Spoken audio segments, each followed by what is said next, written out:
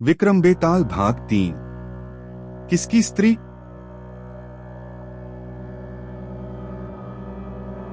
यमुना के किनारे धर्मस्थान नामक एक नगर था।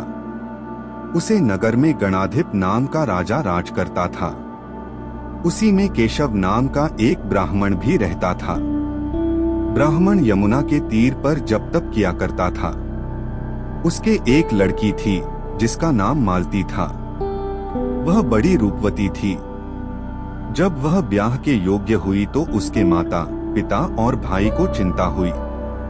संयोग से एक दिन जब ब्राह्मण अपने किसी यजमान की बारात में गया था और भाई पढ़ने गया था, तभी उनके घर में एक ब्राह्मण का लड़का आया। लड़की की मां ने उसके रूप और गुणों को देखकर उससे कहा कि मैं तुमसे अपनी लड़की का ब्याह करूंगी। होनहार की बात कि उधर ब्राह्मण पिता को भी एक दूसरा लड़का मिल गया और उसने उस लड़के को भी यही वचन दे दिया। उधर ब्राह्मण का लड़का जहां पढ़ने गया था, वहां वह एक लड़के से यही वादा कर आया। कुछ समय बाद बाप बेटे घर में इकट्ठे हुए तो देखते क्या है कि वहां एक तीसरा लड़का और मौजूद है।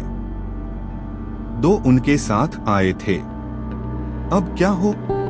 ब्राह्मण, उसका लड़का और ब्राह्मणी बड़े सोच में पड़े।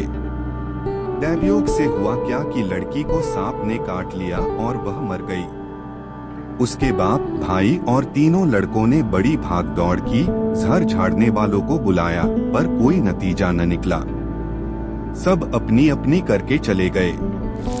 दुखी होकर वे उस लड़की को श्मशान में ले गए और क्रियाकर्म कर आए। तीनों लड़कों में से एक ने तो उसकी हड्डियां चुन ली और फकीर बनकर जंगल में चला गया। दूसरे ने राख की गठरी बांधी और वहीं झोपड़ी डालकर रहने लगा। तीसरा योगी होकर देश देश घूमने लगा। एक दिन की बात है, वह तीसरा लड़का घूमते घामते किसी नगर में पहुंचा और एक ब्राह्मणी के घर भोजन करने बैठा। जैसे ही उस घर की ब्राह्मणी भोजन परोसने आई कि उसके छोटे लड़के ने उसका आंचल पकड़ लिया। ब्राह्मणी से अपना आंचल छूटता नहीं था। ब्राह्मणी को बड़ा गुस्सा आया।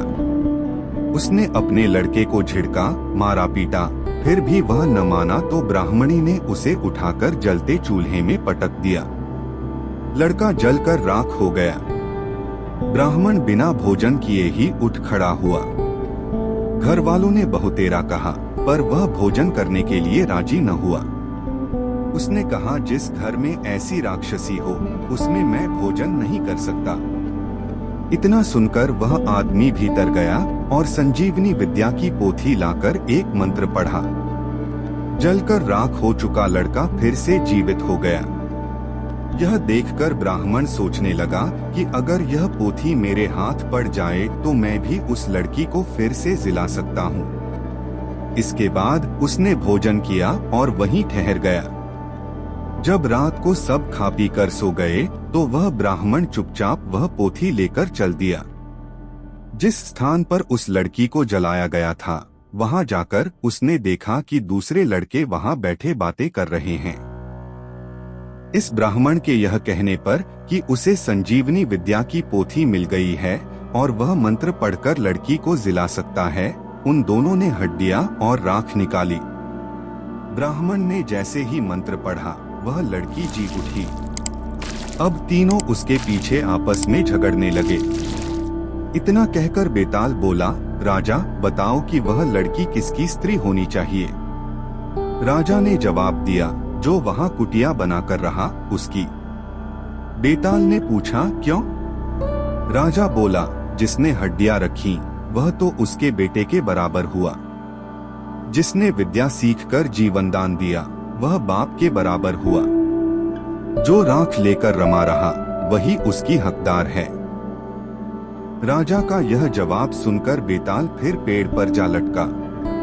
राजा को फिर लौटना पड़ा और जब वह उसे लेकर चला तो बेताल ने तीसरी कहानी सुनाई।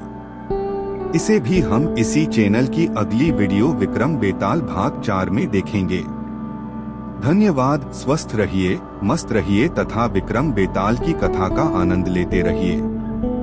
डिस्क्रिप्शन में इसी प्रकार की विभिन्न विषयों की प्लेलिस्ट दी गई है, जहां से प्रेरणादायी, शिक्षाप्रद व मनोरंजक वीडियो का भी आनंद लीजिए और अपने करीबीजनों को शेयर भी कीजिए। इन्हीं शुभकामनाओं के साथ पुनः मिलते हैं यूनिवर्सल हीलिंग बाय यूएसडी पर।